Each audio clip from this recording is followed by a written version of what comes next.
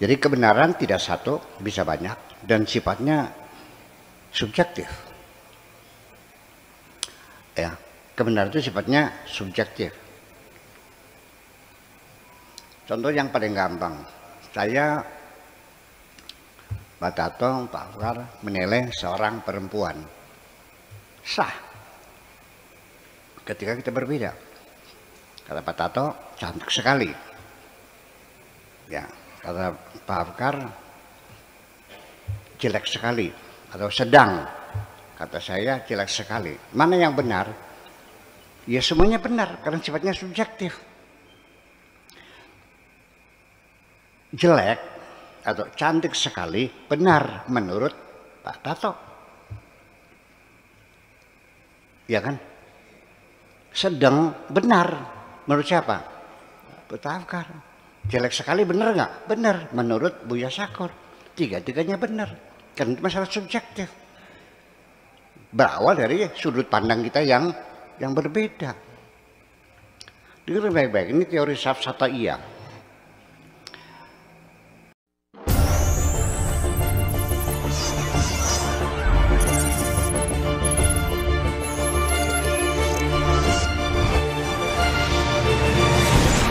Assalamualaikum warahmatullahi wabarakatuh. Waalaikumsalam warahmatullahi wabarakatuh. Terima kasih telah diberi kesempatan.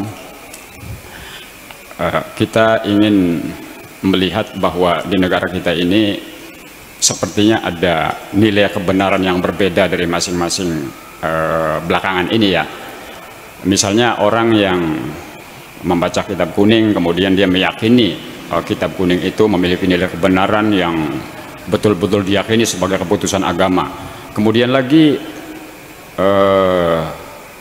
orang yang meyakini nilai kebenaran yang lain juga mempertahankan nilai kebenaran yang lainnya. Misalnya seperti yang sekarang tumbuh ya,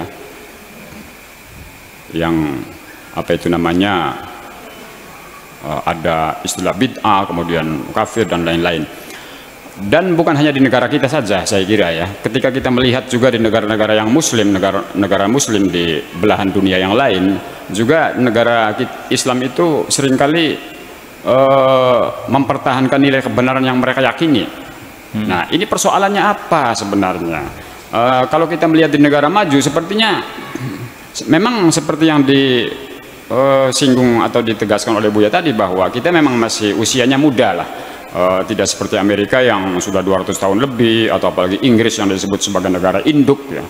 Ya, kita memang belum seperti mereka.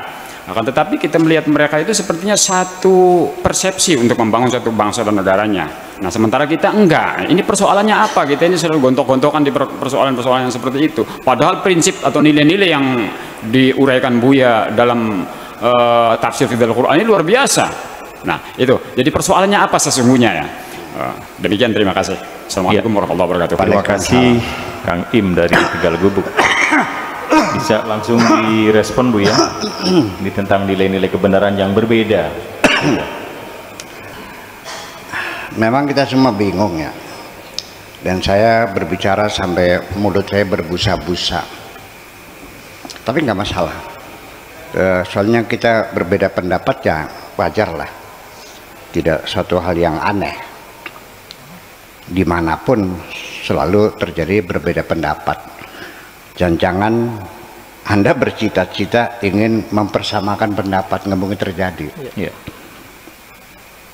Jadi yang penting nanti di penghujungnya kita saling menghormati terhadap pendapat yang berbeda-beda, sudah selesai. Kalau Anda yakinnya benar ya itu silakan. Nah, ini teori tentang kebenaran yang relatif itu sudah dimulai sejak zaman sofisme oleh Anaximenes dan Anaximandros, termasuk juga Pitagoras, sekitar 350 tahun sebelum Masehi ya, itu zamannya Aristoteles. Nah, sebelumnya lagi itu adalah sofisme, atau dalam bahasa Arabnya disebut dengan Safsataiyyin, Safsataiyah. Ya, artinya yang merelatifkan kebenaran. Jadi kebenaran tidak satu, bisa banyak, dan sifatnya subjektif.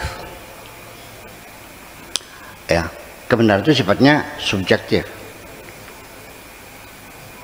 Contoh yang paling gampang, saya Pak Tato, Pak Afkar menilai seorang perempuan sah ketika kita berbeda. Kata Pak Tato, cantik sekali. Ya, kata Pak Afkar, jelek sekali atau sedang. Kata saya, jelek sekali. Mana yang benar? Ya semuanya benar karena sifatnya subjektif. Jelek atau cantik sekali benar menurut Pak Tato, ya kan? Sedang benar menurut siapa? Pak Afkar. Jelek sekali benar nggak? Benar menurut Buya Sakur. Tiga-tiganya benar karena masalah subjektif, berawal dari sudut pandang kita yang berbeda. Dengar baik-baik, ini teori Safsataiyah. Kata saya, cangkir ini atau gelas ini ada di sebelah timur. Kata Pak Tato ada di sebelah barat. Bener nggak? Bener nggak sebelah timur? Kata saya. Bener menurut Buya Sakur. Tapi kata Pak Tato sebelah barat, ya bener juga menurut Pak Tato. Jadi sebelah timur menurut Buya ya bener, sebelah barat menurut Pak Tato ya benar. Kenapa? Karena duduk kita posisinya berbeda. Terus apalagi? Nah, tetapi kebenaran yang bersifat relatif ini itu merupakan ancaman bagi filosof-filosof yang sekelas Aristoteles dan Socrates. Ini akan meruntuhkan nilai-nilai kebenaran. Nah, kalau begitu kita tidak punya standar dong. Akan hancur semua nilai yang ada itu. Akhirnya apa? Ya sekarang bedewek nantinya. Yang benar mana? Yang nggak ada akhirnya. Begitu nilai kebenaran tidak ada, kita menjadi kacau balau, akan menjadi runtuhnya kemanusiaan. Makanya munculnya filosof-filosof Yunani kuno seperti Aristoteles, seperti Socrates, seperti Plato dan sebagainya. Itu adalah merupakan antitesis terhadap gagasan-gagasan sofisme itu. Kenapa demikian? Tetapi sekalipun kita tetap berkokoh ada satu kebenaran yang menjadi patokan duga kita bersama, ini yang benar, ini yang tidak. Tetapi tetap selama itu nilai-nilai yang kita usung, apa nilai-nilai sosial, nilai-nilai moral, nilai agama atau norma, ya, norma agama, norma sosial, norma apa lagi, norma hukum, norma adat, itu dalam perjalanan manusia norma-norma itu bergerak, tumbuh berkembang bersama tumbuh berkembangnya manusia. Jangan dipungkiri, inilah hidup seperti itu. Ya, norma kita dulu, norma sosial dalam bermasyarakat, istrinya kiai itu pakai kain tapi sinjang, bajunya kebaya, betul nggak?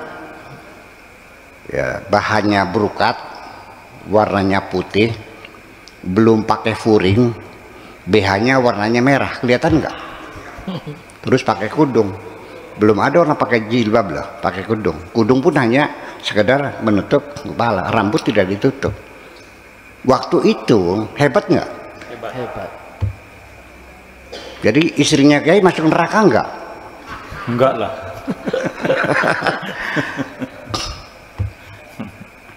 Di Indramayu, kalau orang keluar pakai BH yang warnanya warna-warni, ada merah, ada hijau, ada kuning gitu, warna-warna norak lah zaman dulu mah. Dan ada kantongnya BH-nya itu. Itu pakaian dipakai untuk keluar ke pasar mana-mana. Itu sudah hebat. Karena yang lain nggak pakai BH. Betul nggak? Pinjungan. Nah, itu. Kemudian nilai-nilai etika ya, norma susila dan sebagainya. Kalau mungkin di Jawa Timur tuh kurang sopan kalau seorang santri ngadap kiai pakai baju tangan pendek kan, melakukannya gue ngesot kan, ya saya usir, keluar lagi, balik lagi, nggak usah ngesot, saya bukan feodal kok. Jadi ini itu bergerak dan tumbuh berkembang. Iya, nanti anak-anak kita cerdas akan serta-merta akan menolak feodalisme itu. Ya, semakin kita menurut kemerdekaan menolak, ngapain kita? Ya, hormat kita kepada Allah aja lah. Kepada sama kita mah kerja sama aja. Itu kan sudah yang sekarang mungkin masih dianggapnya masih tabu ya. Betul nggak? Iya. Ya iya. Sehingga apa yang saya sampaikan di sini dengan santri saya itu beberapa orang di daerah Pasundan itu banyak berbisik-bisik. Dan saya menangkap dan saya catat. Pokoknya apa yang dikatakan orang, apa yang dilakukan orang, itu semuanya saya catat tuh sebagai pelajaran-pelajaran. Kari ningali santri pengasuh nama ajeng anak hebat. Dia iya santrinya tegang moral. Iya betul, masih ada. Ianya mah hebat, tapi nggak mendidik santrinya berakhlak. Masa keluar masuk di masjid seenaknya aja begitu, nggak ada tata tertibnya. Itu kan nilai-nilai budaya yang ada. Dihormati nggak? Tetap. Ya dihormati dong. Iya, ya. Makanya itu terus berkembang. Ekonomi, budaya, sosial, semuanya berkembang. Jadi nggak ada yang namanya final selamanya itu. Termasuk juga hukum. Nah, salah satunya di dalam Al-Quran dikatakan wallati takhafuna nusuzahunna fa'iduhunna wahjuruhunna fil madaji' wadribuhunna. Perempuan yang sering membantah, selalu membantah, pertama dinasehati faidunna, nggak nurut wahjuruhunna fil madaji', pisah ranjang, nggak nurut wadribuhunna, pukullah istrimu. Pada zaman itu mukul istri itu paling ringan, yang terjadi diinjek-injek pada zaman itu. Dia disiksa, langsung cerai, tendang semuanya.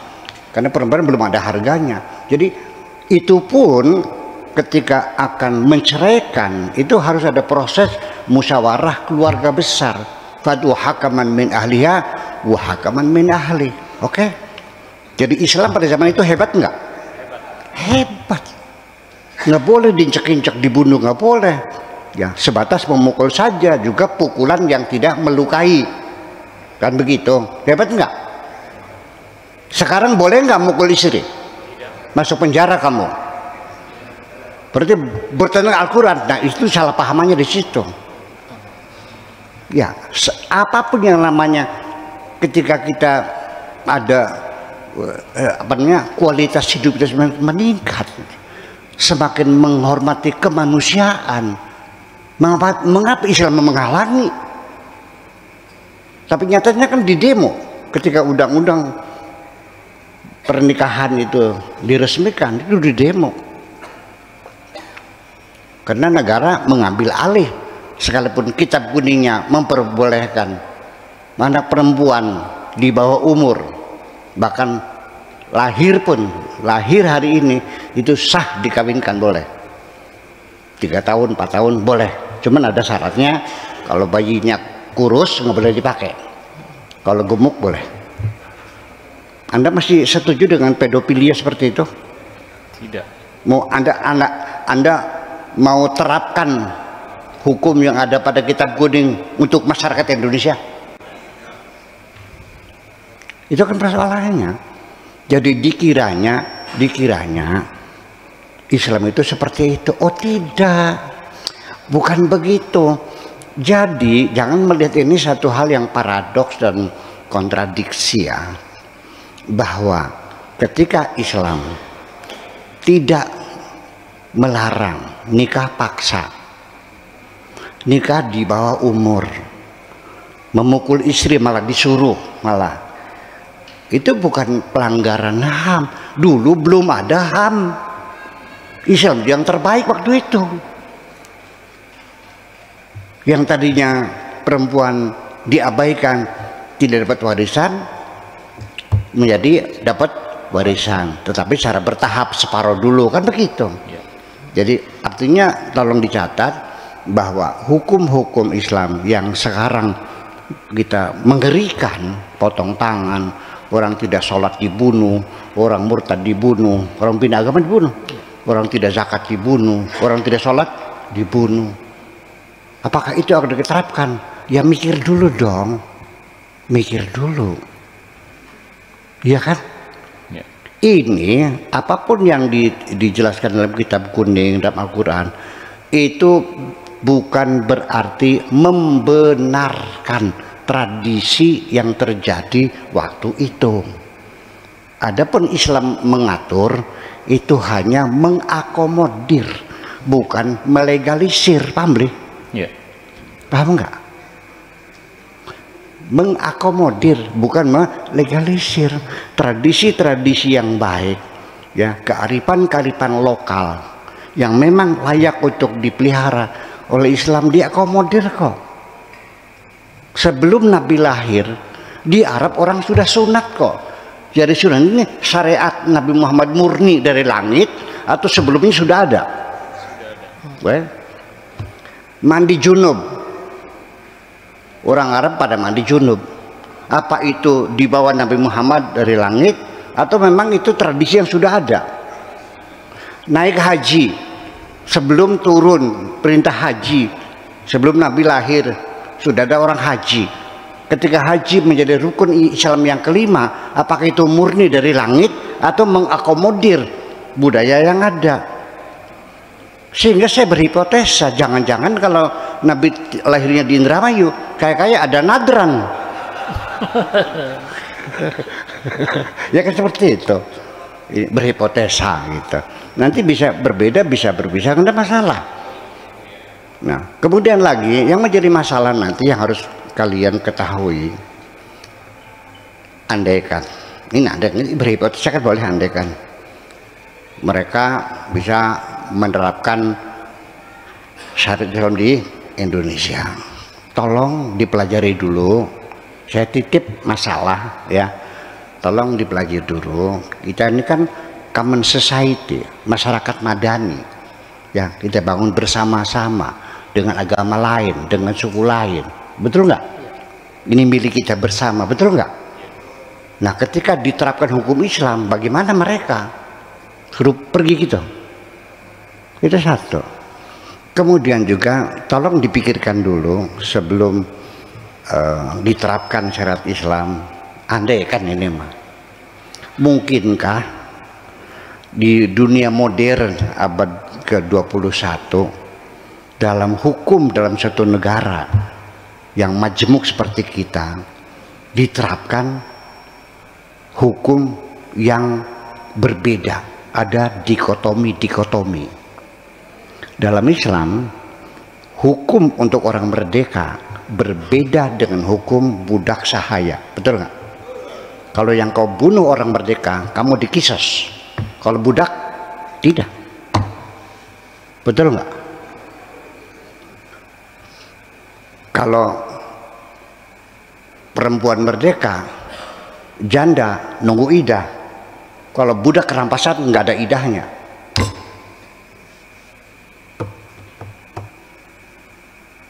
Hukum laki berbeda dengan hukum perempuan. Muslim dan non-muslim hukumnya berbeda. Mungkinkah ini diterapkan? Coba pikirkan dulu. Saya tidak mengambil keputusan, tapi saya minta tolong pikirkan. Ya, saya menunggu jawaban dari kalian. Bagaimana solusinya? Hukum mesti berlaku sama dan setara. Siap enggak? Ini persoalannya. Jadi ada banyak masalah yang kita simpan, ya kan begitu, betul nggak? Nah, ini yang kita selesaikan. Kita bukan bicara berangan-angan. Ya, seorang apa namanya? Nanti kalau karena dia bukan orang Islam harus bayar jizyah. Jizyah itu bukan doribah ya, bukan pajak ya. Itu jizyah itu adalah sejumlah uang yang diserahkan kepada pemerintah Islam bagi warga yang beragama non Muslim, ya. Yang di dalam Al-Qur'annya dikatakan walladzina ya qatilul ladzina laqad ladzina la yu'minuna billahi wal yawmil akhir wa la yahkumuna bima wa la yuharrimuna ma haramallahu wa rasuluhu walladzina la yadinuna bidinil haqqi minal ladzina utul kitab ya hatta yu'tul jizyata an yadin wahum shawirun. Mereka bayar jizyah. Itu bukan pajak. Pajak ada lagi. Jizyah itu adalah sebagai imbalan mereka dilindungi oleh negara Islam untuk tinggal di negeri itu, untuk keamanan. Jadi kalau sekarang apa namanya? Ya jatah preman. Coba dilindungi bayar, umpamanya seperti itu. Jadi uang keamanan lah, gitu macam itu. Mungkin kau lakukan di sini. Iya, sebelum itu terjadi, negeri ini bubar kok. Percaya? Bubar. Tega. Indonesia ini merdeka, harganya mahal, dibayar dengan nyawa dan darah. Tidak semudah itu kita bubarkan negeri ini. Itu persoalannya. Jadi nggak usah bingung lah Bang Em lah, ya kan? Ya, bilakan kepada mekanisme berikutnya bagaimana sebentar lagi dekat pemilu gitu. Ya, tinggal kita bagaimana mencari pemimpin yang konsekuen, konsisten, yang adil dan sebagainya. Itu saja persoalannya. Oke, itu aja kira-kira. Ya. Baik, demikian Kang Im beberapa hal yang sudah disampaikan Buya untuk merespon apa yang sudah disampaikan Kang Im pada kesempatan malam hari ini.